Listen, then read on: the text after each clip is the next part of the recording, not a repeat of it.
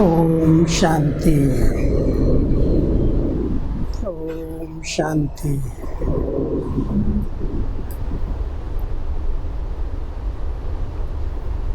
ड्रामानुसार हम सब बाबा के बच्चे कितना अच्छा पुरुषार्थ एक रेस कर रहे हैं।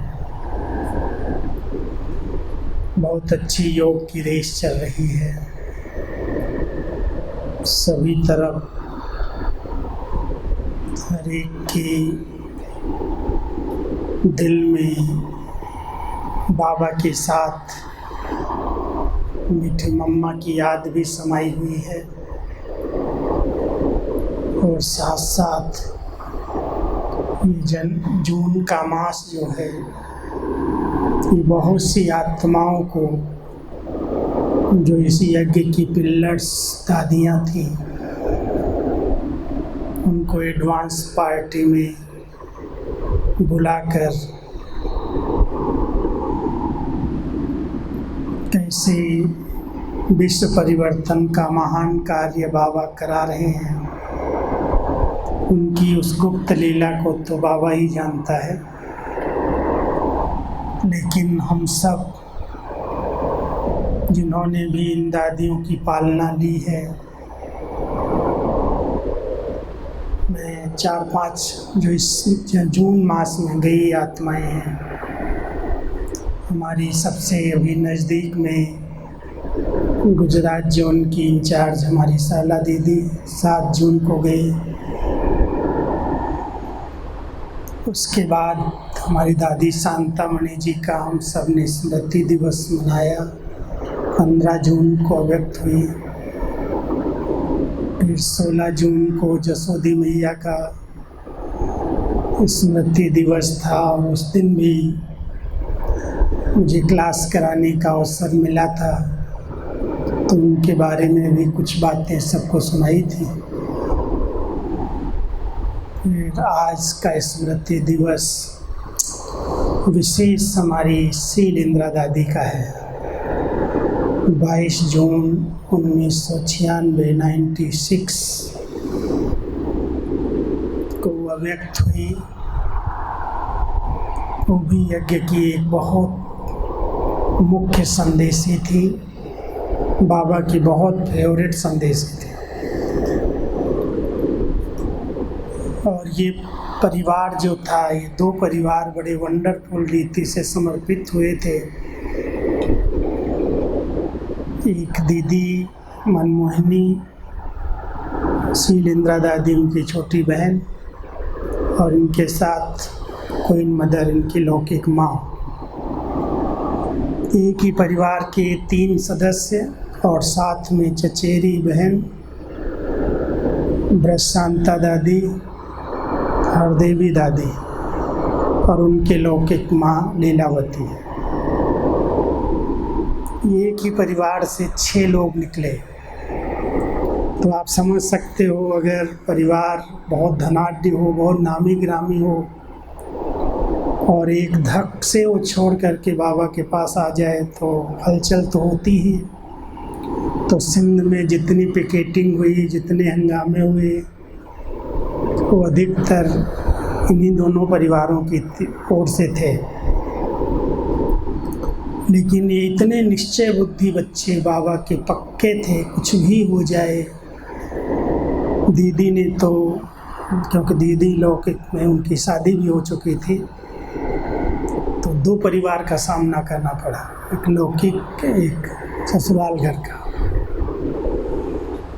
लेकिन दीदी ने फिर बाबा के पास आकर के सिलाई स्कूल खोला और बच्चों को सिलाई करना सिखाना शुरू किया। सील इंदिरा दादी और क्वीन मदर हरदेवी दादी भंडारी थी उस समय, पहले बाद में भोली दादी बनी। वो शांता दादी की जो बड़ी बहन थी हरदेवी और उनकी लौकिक माँ।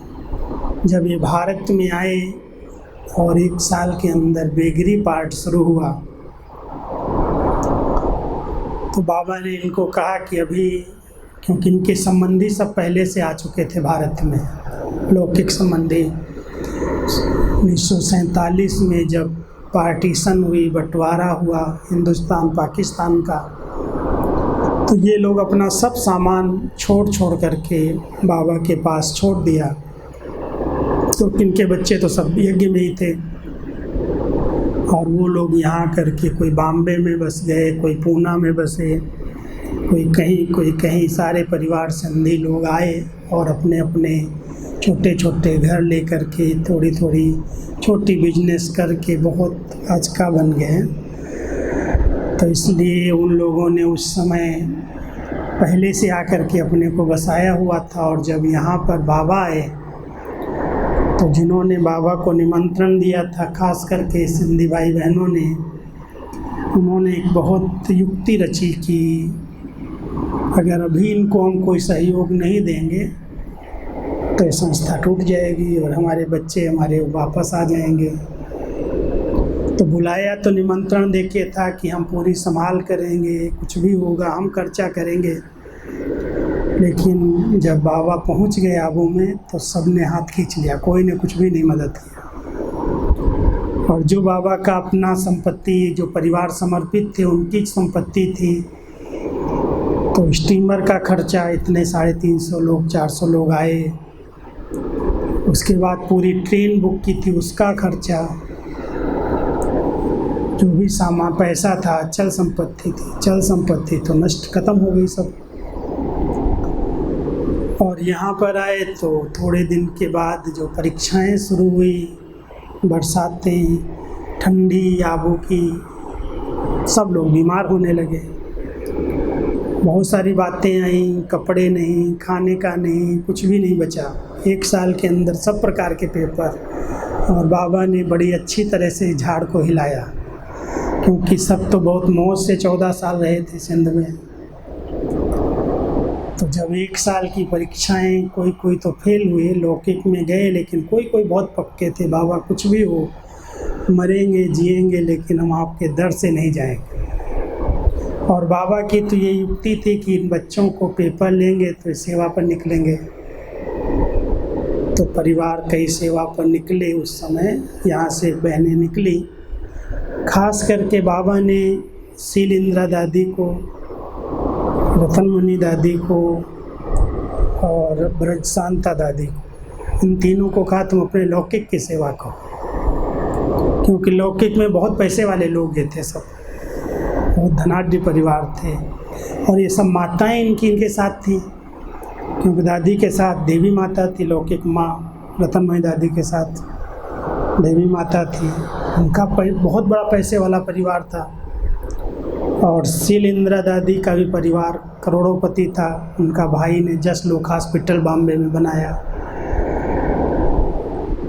और वो ब्रज शांता दादी तो उसी परिवार से कनेक्ट थी। तो सबको बाबा ने भेजा कि तुम जाके इनकी सेवा करो। तो शील इंदिरा दादी इसमें बहुत एक्सपर्ट थी, बहुत सेवा किया लौकिक की। और बेगरी पार्ट में गुप्त रीति से इन लोगों को सहयोगी बना दिया। जो दीदी की लौकिक भाभी थी, कमला भाभी उनका नाम था, वो बहुत गुप्त रीति से बाबा को बेगरी पार्ट में गुप्त भेज करके यज्ञ को संभाल लिया। लौकिक को पता नहीं चलता था, लेकिन बहुत मदद किया। मिट्टू भाई भी, जो उनका लौकिक भाई था, वो भी एक बार आया मधुबन में देखने के लिए, माँ को मिलने के लिए। और जब कमला बहन आई तो बेगरी पार्ट था, इतना तो घर सजा हुआ नहीं था, और बहुत बड़े घर की थी, बहुत ठाट बाट से रहने वाली थी। तो हमारी दादी जी को बड़ा एक संकल्प रहता था कि कोई भी मधुबन में आए तो हर तरह से भरपूर होकर के जाए, कोई भी कंप्लेन नहीं रहनी चाहिए। तो वो दिन याद मुझे आते हैं, जब ये आए, कमला भाभी जब आई मधुबन में, तो दादी जी ने अपना कमरा खाली कर दिया। बोली इनको मैं अपने कमरे में रखूँगी। इनको संकल्प नहीं चले कि दादी तो अपने अकेले कमरे में रहती है और मुझे जनरल में इधर दे दिया। तो हम लोगों के संकल्प चलते थे, दादी आप हेड हैं, आप संस्था की बड़ी हैं, आप थोड़ी अपना कमरा खाली करिए। नहीं, इन आत्माओं को तुम नहीं जानते हो, बहुत मदद की है, समय पर साथ दिया है। और बाबा के घर में आ रही हैं तो इनको कैसे भी करके खूब अच्छी तरह से खातिरी करनी है, भरपूर करना है। तो कमला भाभी को दादी ने, मुझे याद आता है वो दिन मैं था मधुबन में, उनको अपना कमरा दिया, 2-3 दिन वो यहाँ रही, खूब रिफ्रेश हुई, खूब टहलाया, पिकनिक कराई दीदी ने, दादी ने। और शील दादी फिर लौकिक के संबंधियों के पास जा कर के उनकी बहुत सेवा करते थे। शील दादी ने देवी माता, क्वीन मदर के लिए, देवी माता के लिए और लीलावती माता के लिए, 3 माताएं थी ना, तीनों को उनके परिवार वालों ने एक एक फ्लैट लेकर के दिया। 2 फ्लैट बॉम्बे में मिले, एक दीदी के लिए, दीदी की मदर, क्वीन मदर के लिए, एक देवी माता के लिए कोलाबा में, एक एक फ्लैट लेके दिया। और व्रत शांता दादी को पूना में दिया। मैं तीनों जगह गया हूँ, मैं इसलिए बता रहा हूँ, मैंने देखे तीनों फ्लैट। तो दीदी तो मधुबन में रहती थी, वो तो कहीं नहीं गई, लेकिन शील दादी और क्वीन मदर बॉम्बे में उस फ्लैट के अंदर ही पहले रहते थे, क्योंकि उन्होंने लेके दिया था इसीलिए कि मम्मी के साथ कोई रहे। और व्रत शांता दादी और हरदेवी बहन फिर पूना में अपने फ्लैट में, अलग फ्लैट में रहती थी। उन्होंने वहाँ क्वार्टर गेट में सेवाएं दी, क्वार्टर गेट खोला, सेंटर बना। और शील दादी ने फिर गाम देवी में सेवाएं दी। लेकिन उनका जो संदेशी का पार्ट था वो बहुत बहुत वंडरफुल था। जब साकार में बाबा थे तो भी कई संदेशियों को चुना था। एक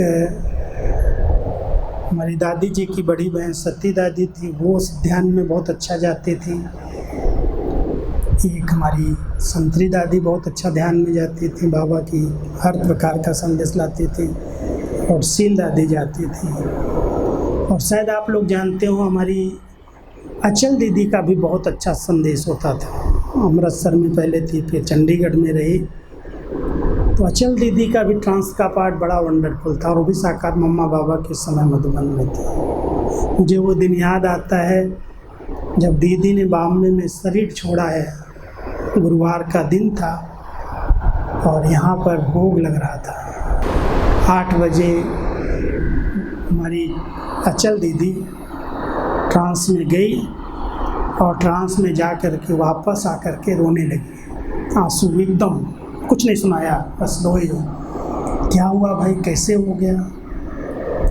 फिर थोड़ी देर में अपने को संभाला और संभाल करके बोलने लगी कि आज बाबा ने मुझे दिखाया कि एक सैया बहुत अच्छी फूलों की सजी हुई है, उस पर कोई लेटा हुआ है। तो मुझे देख करके लगा कि हमारी दीदी तो नहीं है, और मेरे को आंसू आ गया, क्योंकि दीदी उस समय बॉम्बे के हॉस्पिटल में थी। 19 दिन वो कोमा में रही थी। ऑपरेशन बहुत छोटा सा था, लेकिन वो ऐसा ऑपरेशन हुआ जो ऑपरेशन के बाद कॉन्शियस में कभी आती थी कभी नहीं, एकदम ऊपर ही थी 19 दिन। और उसी दिन आधा घंटे के बाद समाचार आया कि दीदी ने शरीर छोड़ा। इधर वो देख रही है, दृश्य पूरा वर्णन कर रही है, और उधर उन्होंने शरीर छोड़ा। दीदी का जो कनेक्शन मधुबन से था और दादियों की, इन संदेशियों की बहुत क्लीन बुद्धि थी। तो बाबा भी इन दादियों को बड़ी अच्छी तरह से यूज करते थे, लेकिन दीदी भी कभी छोड़ती नहीं थी। तो एक बार की बात मैं आपको सुनाता हूँ कि शील दादी को और संतरी दादी को, 2 संदेशियों को छोटे हाल में बहुत अच्छा स्वर्ग का एक सीन बनाया और सजा करके बिठाया। शील दादी में नारायण की आत्मा, श्री नारायण की आत्मा का आवाहन किया, और हमारी संतरी दादी के तन में श्री लक्ष्मी जी की आत्मा का आवाहन किया। और बहुत अच्छा उसी तरह से मुकुट, वैसा ही श्रृंगार जब वो ट्रांस में चली गई तो किया गया। और उसके बाद वो जो आत्माएं दोनों प्रवेश हुई हैं, क्या उनका चलना, उनकी बात, उनकी दृष्टि, मुझे वो दृश्य अभी तक भी बहुत अच्छी तरह से याद है। और ये मैं समझता हूँ 72-73 की बात है। तो वो दृश्य में देखा कि सतयुग के अंदर देवताएं कैसे चलते होंगे, कैसे खाते होंगे। जब उनके पास 56 प्रकार का भोग रखा तो ये कि कैसे छोटा छोटा ऐसे एक दूसरे को खिला रहे हैं, प्यार से दृष्टि दे रहे हैं। फिर दीदी तो बड़ी रमणीक थी, कहती थी थोड़ा चल के तो दिखाओ कैसे देवताएं चलते हैं। तो नारायण आगे आगे, लक्ष्मी पीछे, कितना रॉयल्टी से पूरे हाल में चलाया। बहुत अच्छा वो दृश्य था। सतयुग का इमर्ज किया थोड़ी देर के लिए, 1-2 घंटा 1.5 घंटे का दृश्य होगा। लेकिन शील दादी का ऐसा बुद्धि की लाइन क्लीन थी, जो कोई भी बात को बहुत जल्दी ऊपर से कैच कर लेते थे। एक बार वो भोग लगाने के लिए मधुबन में गई, दादी कहने लगी जाओ भोग लगाओ। भोग लगा के आई तो कहती है दादी ये मधुबन वाले हैं ना, ध्यान नहीं देते हैं। अभी एक जगह डीजल रखा है ना, वो लीक हो रहा नीचे से। वो यहाँ नहीं रहती थी, बॉम्बे से आई थी। डीजल लीक हो रहा है। तो दादी कहती तुमको कैसे पता डीजल? बाबा ने मेरे को वतन में दिखाया कि वो नीचे टंकी लीक हो रही, ऊपर से जाल डालते जाते हैं और वो खाली होता जाता है। तो दादी फिर उसको लेके गई वहाँ देखने के लिए जहाँ डीजल रखा था। अभी चक्की जहाँ उस साइड में था, वो आई, सचमुच वो लीक कर रहा था ना। इतना एक ऊपर से बाबा कहता ना, इस बार मुरली में, कल की मुरली में परसों कह रहा था कि मेरे पास ऐसा कैमरा है, ऐसी टीवी है जो मैं बच्चों के संकल्प को भी देख सकता हूँ, देखना चाहूँ तो। ऐसा कहता है ना, देखना चाहूँ तो देख सकता हूँ। सिर्फ कर्म को नहीं देखता हूँ, आपको नहीं देखता हूँ, लेकिन आपके संकल्पों में क्या चल रहा है वो भी मैं जानता हूँ। तो किसी का कुछ पैसा भी चोरी हुआ था, कुछ छिपा लिया होगा, किसी ने कहीं रख दिया होगा, वो भी बहुत परेशान थी। तो वो संदेश लेके आई कि इस स्थान पर वो पैसा रखा हुआ, कौन लाया कौन ले गया ये नहीं बताया, वो भी मिल गया। तो ऐसे ऐसे कई संदेश मैं देखता था। ऐसा जाती थी और बाबा से पूछ के आ जाती थी। और ऐसे दादियों को, ऐसे संदेशियों पर बहुत विश्वास भी था। और हमारे रमेश भाई को तो इतना विश्वास था और बहुत अच्छी तरह से शील दादी को यूज किया। कहीं पर भी कोई फ्लैट लेना हो, कोई मकान लेना हो, नहीं समझ में आ रहा है, कहीं संदेश, चलो बैठो आप बाबा के पास जाओ, ये संदेश लेके जाओ, पूछ के आओ। अगर बाबा बोलेगा तो ले लेंगे, नहीं बोलेगा तो नहीं लेंगे। फेथ भी तो होना चाहिए ना, संदेश ही सुना रही है। तो मैं एक बार अहमदाबाद गया था, क्योंकि शील दादी के साथ मेरे टूर भी हुए भारत के अंदर कई स्थान पर। मैं शील दादी के साथ एक बार गुजरात टूर पर गया, अहमदाबाद गया, फिर बड़ौदा गया, फिर वलसाड़ गया, कई सेंटर्स पर। उस समय मकान तो अपने नहीं थे, सेंटर्स तो अपने तो थे नहीं, किराए के मकान, छोटे छोटे मकान थे। बड़ौदा का एक सयाजीगंज था, कितनी बड़ी सीढ़ी थी। अभी तो बढ़िया वहाँ पर बड़े बड़े मकान हैं बड़ौदा में। उस समय मैं गया सयाजीगंज में, दादी भी वहाँ, मैं भी वहाँ, एक छोटे से कमरे में सब रहते थे। सब जगह दादी भोग लगाती थी, सब जगह ट्रांस में जा कर के संदेश मेरे को कहती थी तुम क्लास करा लो, मैं भोग लगाती हूँ। तो मैं क्लास करा लेता था, वो भोग लगाती थी। और उनके साथ एक ब्राह्मणी होती थी, वो भी बहुत रमणीक थी, वो थी रामी दादी। वो भी दादी थी, पुरानी थी। जैसे मम्मा के साथ जमुना दादी थी, ऐसे ही शील दादी के साथ रामी दादी थी। और दोनों ही फिर गाम देवी सेंटर पर रही 1970 से। और बाबा उनको कहता था ये बॉम्बे की गवर्नर है, क्योंकि सेवा में भाग दौड़ हल्की थी। जहाँ भी जाना हो, आना हो, हर प्रकार का ध्यान, हर प्रकार का कंट्रोल। और यज्ञ के प्रति क्या ज़रूरत है, कुछ भी उनको पता चले कि इस चीज़ की यज्ञ में ज़रूरत है, तो कैसे भी करके हम लोगों के कपड़े सारे हांगकांग से मंगाना, इधर से मंगाना, सब लौकिक संबंधियों से बोल बोल करके मुझे इतना कपड़ा भेजना है, मुझे ये ड्रेस भेजनी है, मुझे ये चीज़ भेजनी है, सब लौकिक से करवाते थे। एक बार रमणीक बात सुनाता हूँ। पहले कुछ घड़ी लेकर के, छोटे हाथ की घड़ियाँ, बहुत सारी घड़ियाँ ले आई होगी। तो मेरे को एक दिन कमरे में बुलाया, कहती तेरे पास घड़ी है? मेरा हाथ देखने लगी। मैंने कहा नहीं दादी, मेरे पास घड़ी नहीं है। तो कहती आओ मैं तुमको घड़ी दूँ।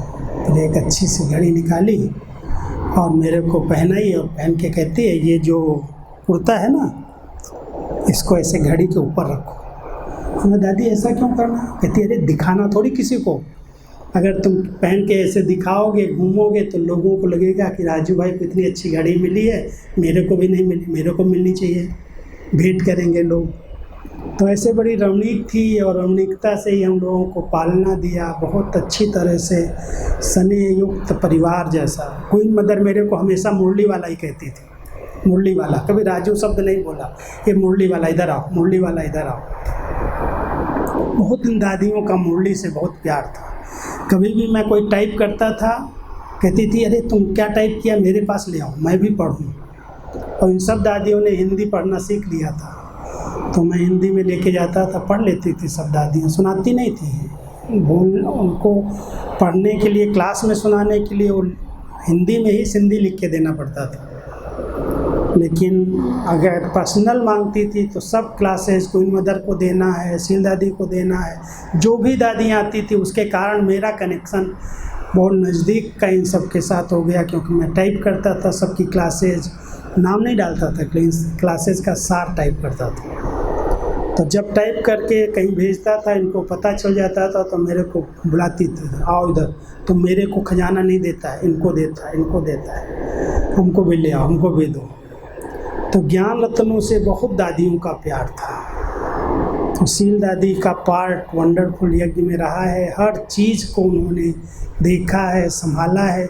और लास्ट में आपको शायद पढ़ा होगा जीवनी में, जब मम्मा का कैंसर फैल गया था, मम्मा की बीमारी ज़रा ज़्यादा ही डॉक्टर्स ने जवाब दे दिया, और मम्मा की सेवा में अनिला दीदी, रमेश बहन की जो बड़ी बहन डॉक्टर थी अनिला दीदी, वो मम्मा की संभाल करती थी बॉम्बे में।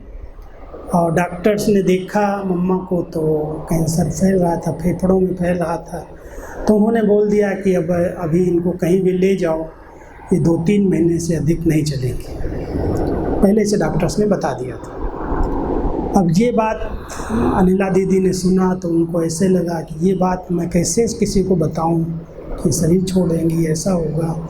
तो जब उनका चेहरा देखा, रमेश भाई को कुछ आभास आया होगा, बुलाया अनिला को, तुम बताओ सच सच डॉक्टर ने क्या बोला है। कहती क्या बताऊं, डॉक्टर ने ऐसे बोला है, मेरे को बताने की हिम्मत ही नहीं पड़ रही है। और रमेश भाई को जब पता चला कि ऐसा होने वाला है, तो उनको बड़ा शौक लगा, और उन्होंने कहा मुझे बाबा से डायरेक्ट बात करनी है। अब बाबा से डायरेक्ट बात कैसे करनी है, यहाँ बाबा को नहीं बताना, साकार में बाबा थे उनको नहीं बताना है, लेकिन ऊपर अलमाइटी बाबा से मुझे बात करनी है। तो शील दादी को बोला कि तुम बैठो और बाबा को बुलाओ, मुझे बाबा से ज़रूरी काम है। बोली तुम मेरे को बता दे, मैं संदेश लेके आऊँगी। बोले नहीं बाबा, कुछ नहीं बताऊँ, तुम बाबा के साथ पास जाओ और बोलो रमेश बेटा आपको याद कर रहा है। अगर बाबा को आना होगा तो आएगा, और नहीं आना होगा तो फिर मैं देखूँ। तो शील दादी को बिठा दिया और इसी स्मृति के साथ हो गई कि भाई याद कर रहा रमेश बेटा, बाबा को कहा, और सचमुच बाबा थोड़ी देर में आ गए। अब जब बाबा आए, अलमाइटी आए, प्रवेश हुए, तो बाबा को रमेश भाई कहता सुनाने की हिम्मत नहीं थी, मैं रो रहा था, आंसू बह रहे थे। बाबा ने बहुत धैर्यता से सुना, कहा अच्छा बताओ तो क्या हुआ है। बोला बाबा ऐसे ऐसे मम्मा के बारे में डॉक्टर्स ने कहा है, अब मुझे आगे क्या करना है। तो बाबा ने उनको कहा कि कोई से बोल लो नहीं, एक पत्र लिख करके मम्मा के हाथ में दे दो, मम्मा को पढ़ा दो, मम्मा सिरनी है, उसको डर नहीं लगता इन बातों से। और ये पत्र पढ़ा करके मम्मा को फिर बाबा के पास साकार में मधुबन भेज देना। बाबा से बात किया रमेश भाई ने डायरेक्ट, और बाबा चला गया। शील दादी को कुछ पता नहीं, सब बाबा से बात हो गई। शील दादी आई, कहती क्या हुआ, तुमने क्या बाबा से बात की, बाबा आया था। बोला हाँ आया था, मैंने बात कर लिया, क्या किया। बोला वो आपको नहीं बताऊंगा। तो शील दादी को कुछ नहीं बताया, लेकिन वो पत्र लिखा और लिख करके बाबा के पास भेज दिया। मम्मा को भी पता चल गया कि डॉक्टर ने इससे बोल दिया है, बाबा को भी पता चल गया, सबको पता चल गया था। और जब मम्मा वहाँ से बॉम्बे से विदाई लेके मधुबन आने लगी, 4 जून की बात है, 24 को शरीर छोड़ा, 4 जून को वहाँ से वापस आई है। तो रमेश भाई ने गीत बजवा दिया, दादी भी वहाँ थी और दादियाँ थी सब, प्रकाश में दादी बॉम्बे में रहती थी ना। तो जाने वाले हो सके तो लौट के आना। तो जब ये गीत बजवाया ना, तो दादी का क्या गीत बजाता है क्या, ऐसा क्यों गीत बजाता है, क्यों नहीं वापस आएगी? तो कहती आपको क्या पता है, मुझे बजाने दो। पहले तो रुकवाया दादी ने, फिर कहता अच्छा बजाने दो। और फिर संदेशी को बोलता है, शील दादी को, रमेश भाई कि आप बाबा को बोलो, बेट बाबा को, कि मम्मा जब शरीर छोड़े तो मैं उनके अंतिम संस्कार पर रहूँ। तो कहती क्या तुम बोलता है, मम्मा शरीर छोड़े, मम्मा कैसे जाएगी? वो डिबेट किया शील दादी ने, ऐसा क्यों बोलता है, माँ के लिए कभी ऐसा सोचा जाता है क्या? तो नास्तिक है। तो रमेश भाई तो बड़ा जानता तो सब था, उसको पता था। उसने कहा कोई बात नहीं, आप पूछ कर के तो आओ, कह के तो आओ बाबा को। तो शील दादी उसको संदेश बाबा को दे करके आ गई। ऐसे ऐसे रमेश बेटा बोलता। वो कहता ठीक है बच्चा, ड्रामा अनुसार ड्रामा में होगा तो पहुंच जाएगा। ये भी संदेश में आ गया। और रमेश भाई कहते हैं जब मम्मा ने शरीर छोड़ा तो उस दिन टिकट लेने के लिए गए तो और सब दादियाँ तो आ गई, लेकिन ट्रेन में मैं नहीं गया। दूसरे दिन फ्लाइट से मैं, नन्ही बहन और एक दो बहनें वहाँ से निकले। और जब मम्मा जी का अंतिम संस्कार हो रहा था, कहते हैं मैं पहुँच गया टाइम पर, और संस्कार के समय जो वहाँ से चादर फूल लाए थे सब मैंने अंतिम संस्कार के पहले ही चढ़ाए, और वो हमारी इच्छा भी बाबा ने पूरी की। तो वो दृश्य क्या होंगे, कैसे वंडरफुल पार्ट बाबा के दादियों के चले हैं। अभी भी हम लोग ऐसा ना सोचें कि बाबा दादियाँ कोई भी नहीं है, कैसे चलेगा, लेकिन अभी भी बाबा अपने इस यज्ञ की संभाल कर रहे हैं, यज्ञवत्सों को गाइड कर रहे हैं। और अभी तो मुझे ऐसी भाषण आती है कि सारी जो कारोबार है ना, सूक्ष्म वतन से बाबा ने अपने हाथ में ली हुई है, और श्रेष्ठ शुद्ध संकल्पों के आधार से सारा यज्ञ चल रहा है। क्योंकि बाबा ने ये बात अव्यक्त रूप में एक दो बार मुरली चलाई है कि अंतिम समय में जितने आपके संकल्प पवित्र और शुद्ध होते जाएंगे, सारी कारोबार संकल्पों से चलेगी। तो जो वाइसले संकल्प वाली आत्माएं हैं, पवित्र आत्माएं हैं, इतनी महान आत्माएं गई हैं एडवांस में, उनकी यज्ञ के प्रति बहुत भावनाएं रही हैं, शुभ भावनाएं। जानकी दादी का पाठ आपने देखा है, बड़ी दादी को देखा है, दीदी को देखा है, मम्मा को जानते हैं। सब आत्माओं के अंदर यज्ञ के प्रति बहुत शुभ भावनाएं रही हैं। तो उन शुभ भावनाओं की शक्ति है। और ब्रह्मा बाबा तो अव्यक्त रूप में संकल्प से सृष्टि रचने वाला है, संकल्प से सृष्टि रच सकता है। तो क्या वतन में अपनी पवित्र संकल्पों की शक्ति से यज्ञ का कंट्रोल नहीं कर सकता है? मैं तो हमेशा समझता हूँ इस पूरे परिवार की, पूरे यज्ञ की संभाल, उनकी पालना, चाहे देश है चाहे विदेश है। आज इतने देशों में बाबा के बच्चे बैठे हैं, लेकिन सब महसूस करते हैं हम बाबा की छत्र छाया के नीचे हैं। हमारे ऊपर बाबा की रक्षा है, उनका कवच है, उनका हाथ है। और बहुत गुप्त रीति से देखो, ऐसे समय में भी लॉकडाउन है, सब जगह सेवाएं बंद हैं, लेकिन बंद सेवाओं में भी कितनी सेवाएं हो रही हैं वंडरफुल रीति से।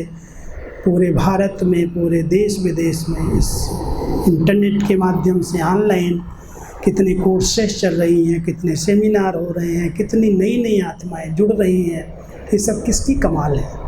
ये सब बाबा वतन से अपने बच्चों की संभाल कर रहे हैं, पालना दे रहे हैं, एक एक बच्चे की रक्षा कर रहे हैं।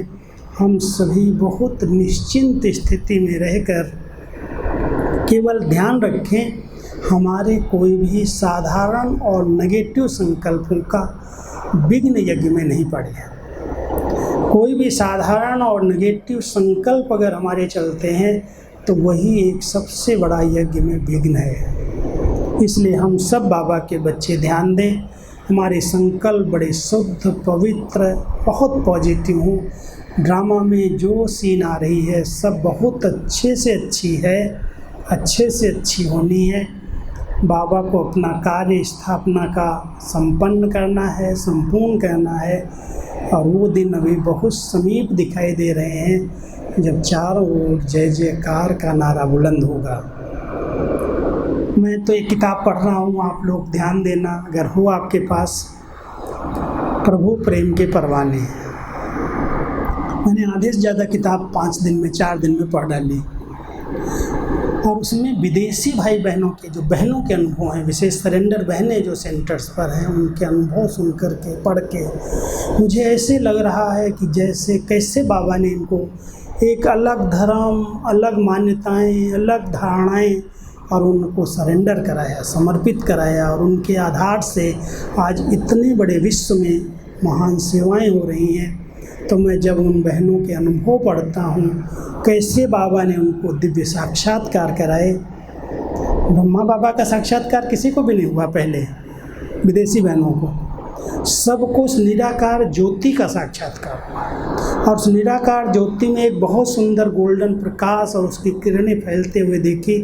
उसके द्वारा प्रेम मिला, उसके द्वारा शांति मिली, उसके द्वारा शक्ति का अनुभव किया, और उसको देख कर के वो कहीं ना कहीं से खिंच कर के सेंटर्स पर आई, और जब बाबा को देखा एक झट से निश्चय कर लिया कि ही भगवान है। और सचमुच ऐसी कई सरेंडर्स बहनों के उसमें अनुभव हैं, देख कर के पढ़ कर के ऐसे लगता है प्रभु लीला कितनी वंडरफुल है। भारत में जिनका श्री कृष्ण में विश्वास था, उनको ब्रह्मा से श्री कृष्ण के अनुभव कराए, और जो निराकार के उपासक, निराकार को मानने वाले थे, उनको अपने निराकार स्वरूप का साक्षात्कार कराया। तो स्थापना का इतना बड़ा महान कार्य बाबा ने बहुत गुप्त रीति से कराया है, और अभी अंतिम समय में प्रत्यक्षता भी ऐसे ही हम ब्राह्मणों की ऊंची स्थिति के द्वारा हो जाएगी। हल्के रहो, बहुत लाइट रहो, बहुत पवित्र संकल्पों में रहो। जितने हमारे वाइसलेस पवित्र संकल्प होंगे, हल्के होंगे, बाबा हमारे इस हल्के पवित्र संकल्पों से इस फरिश्ते रूप से अनेकों को अनुभव कराएंगे, साक्षात्कार कराएंगे, और बाबा की प्रत्यक्षता जो अभी तक रही हुई है हो जाएगी। हाहाकार, जय जयकार। एक तरफ हाय हाय करेंगे लोग, विनाश का दृश्य होगा, क्योंकि कलयुग को तो जाना ही है। इसकी तो फुल तैयारियां हैं, बहुत सारी एक दूसरे को आंख दिखा रहे हैं लोग, तो एटम बॉम्ब्स भी दिखा रहे हैं, गृह युद्ध भी दिखाई दे रहा है, और प्राकृतिक आपदाएं भी हैं। जो ब्रह्मा बाबा ने सृष्टि के परिवर्तन के सीन स्थापना के समय देखे थे, वो इस समय प्रैक्टिकल अनुभव हो रहे हैं, सब सीन सामने हैं। और ये कलयुगी दुनिया का परिवर्तन है, और इसके बाद तो हमारी नई दुनिया आएगी, सतयुग आएगा। उसके लिए हम सब तैयारी करें, अपनी बहुत ऊंची श्रेष्ठ स्थिति बना करके, पवित्र और योगी बन करके बाबा के साथ नई दुनिया की स्थापना में अपना संपूर्ण योगदान दें।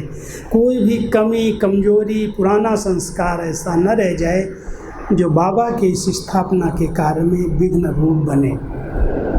तो हम सब तपस्या कर रहे हैं, बहुत अच्छे पवित्र संकल्पों का आभा मंडल बनाएं, और बाबा की दिव्य शक्तियां ग्रहण करके चारों तरफ मनसा द्वारा प्रकाश के रूप में फैलाते चलें। यही मैं समझता हूँ इस समय हम सबका तीव्र पुरुषार्थ है।